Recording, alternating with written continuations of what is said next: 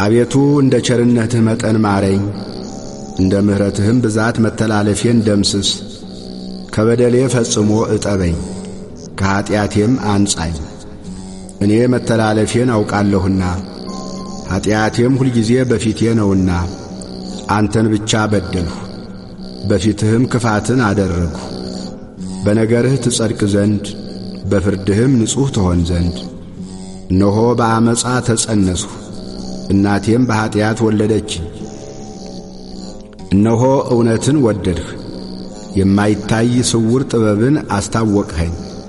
በሂሶጵ እርጨኝ እነጻማለሁ፣ እጠበኝ ከበረዶም ይልቅ ነጭ ሆናለሁ።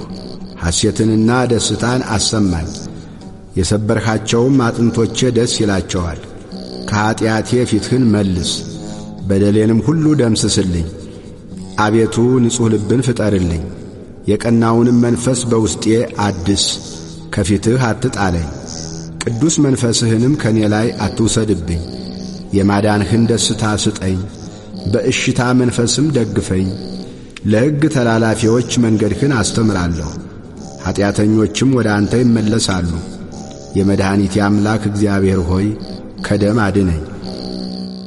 አንደበቴም በአንተ ጽድቅ ትደሰታለች። አቤቱ ከንፈሮቼን ክፈት፣ አፌም ምስጋናህን ያወራል።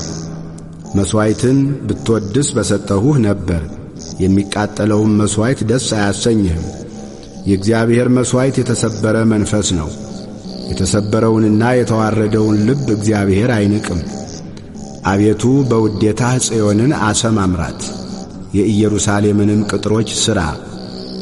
የጽድቁን መሥዋዕት መባውንም የሚቃጠለውንም መሥዋዕት በወደድህ ጊዜ ያን ጊዜ በመሠዋህ ላይ ፍሪዳዎችን ይሰዋሉ።